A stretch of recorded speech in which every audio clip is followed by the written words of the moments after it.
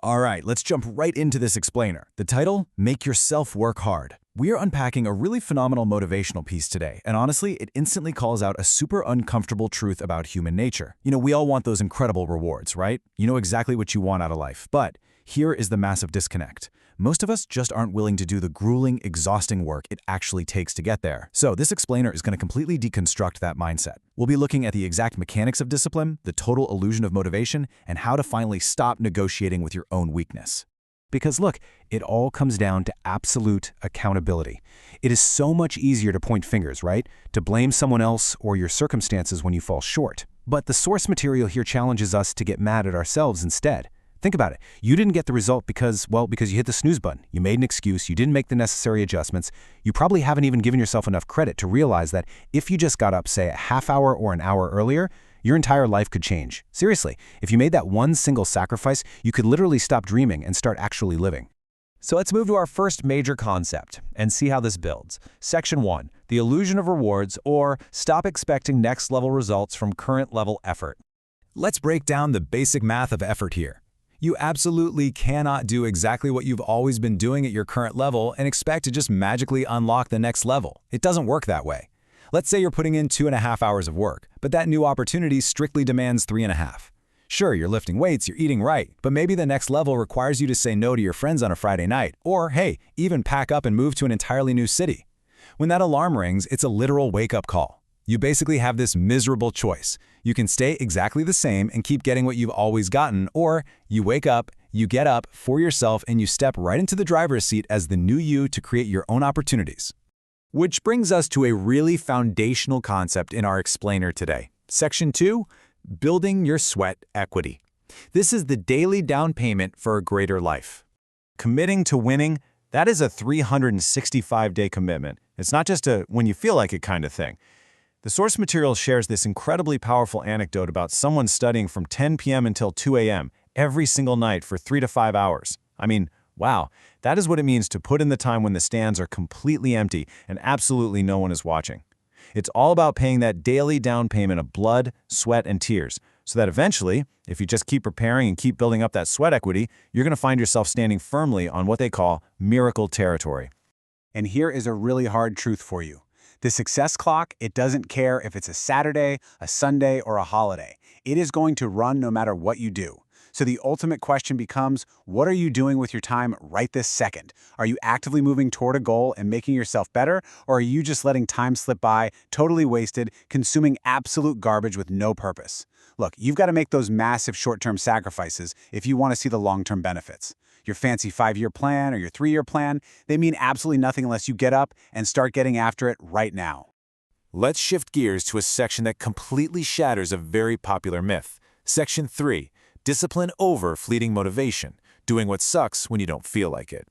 There is this massive, undeniable divide between the average and the elite. Because frankly, anybody can show up to work and give 100% when they're in a great mood, right? Anyone can go to a fancy seminar, drop $1,000, and get super hyped up for 5 minutes. But what happens when those 5 minutes are over? What happens when you are completely unsupervised? What if you've got terrible jet lag, there's a huge time change, it's pouring rain outside, or you just don't have a good gym nearby? The answer from a truly disciplined mind is simple. Don't care, just do. You have to execute your duties regardless of your mood. No excuses. If you actually want to live on your own terms, like the top 1 to 2% of the world, you have to cultivate that cold, hard discipline. Seriously, how you feel about your life at the very end of your time here is going to come down to what you did on the exact days you did not feel like getting out of bed. To get what others don't have, you just have to outwork everybody else. Rinse and repeat forever. Okay, so let's dive into the exact secret formula for success laid out in the text. It's incredibly straightforward, but brutally hard to actually do. Step 1, make a plan. Step 2, execute the plan. Step 3, become totally obsessed with the plan and make it your entire life from the second you wake up to the second you go to bed for as long as it takes. The text reminds us of something crucial. Champions aren't found on the podium with their hands up in victory. They are built during those thousands of unseen hours of hard work in the lab when no one else is watching. This leads us perfectly into our next vital concept. Section 4. Focus on worth, not cost. It is time to stop negotiating with your weakness. So the really crucial point here is understanding the sort of governor in your brain. We all have this built-in survival mechanism that tries to protect us from pain, right? The second things aren't fun anymore, this weak, nagging little voice starts telling us to back off, take a seat, take it easy. And that voice, it will absolutely destroy your life if you let it. The subtle distinction of highly successful people is that they stop asking, what does this cost? Because if you only ever look at the price tag, you're eventually going to give in. Instead, you have to decide in advance that the cost is worth it. Cost is just a distraction, but worth is a powerful focus mechanism. You need to start powerfully declaring it is worth it. And when you finally declare that it's worth it, you have to humbly accept some pretty uncomfortable realities. You are going to have to wake up early. You might actually have to cut off some friends so you aren't tempted to go out to the club. You will fall on your face, you will be laughed at, and you are definitely going to be called a crazy dreamer by your friends and family. But the source text is super clear on this. You have to be humble enough to just understand that this is simply part of the deal. Stop negotiating with yourself. Deal with it and keep moving forward. Let's see how this builds into our next level. Section 5, living in beast mode and going the extra mile when others quit. At the beginning of any journey, everybody is there, right? You've got all the contenders and all the pretenders lined up at the starting line. But when the burn actually starts, almost everyone stops. The source challenges you to completely stop settling for average, for good, or even for great, and to finally step into full beast mode. Because I promise you, in the last yard of life, in the last mile of that journey, there are absolutely no traffic jams. It's just going to be you and your shadow, because everyone else has already given up and gone home. And getting through that final mile, it's not a hack. There is no magic, overnight quick fix. It is just pure, unadulterated repetition. Think of yourself kind of like a stone. You have this crystal clear image of how you want to look, how you want to feel, and how you want to think. So every single morning when you fight that overwhelming urge to stay in bed, you get up and you chip away at another rough edge. By doing the miserable, hard things over and over again, that rough rock eventually becomes the absolute masterpiece you created. All right, we are nearing the end of our explainer, and this is really where it all comes together. Section 6, slay your dragon today, because action gets results.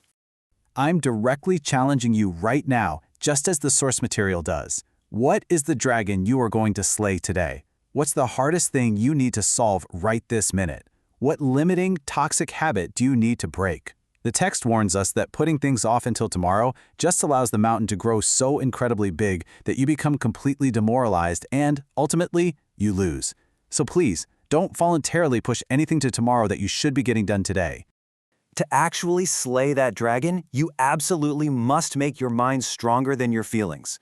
When your feelings are whining, hey, let's take a break, let's just do it tomorrow, your mind has to step in like a boss and say, no, we get it done right now, get up. You are the captain, you're the general, you are the master of your own mind. You simply cannot let your brain run on cruise control, just sliding down the path of least resistance. You've got to set your emotions completely aside, get off the couch, and actively choose the hard path today so you never have to suffer the deeply painful regret of tomorrow. And that brings us to our final ultimate takeaway.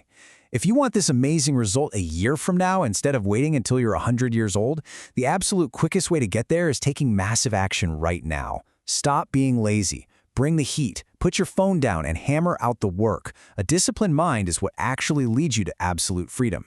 Now, to keep your mind completely focused on this relentless grind, make sure you take immediate action right now and subscribe to Elmi Motivations. So I'll leave you with this. Are you going to step up and become more today, or are you just going to go back to sleep? The choice is entirely yours.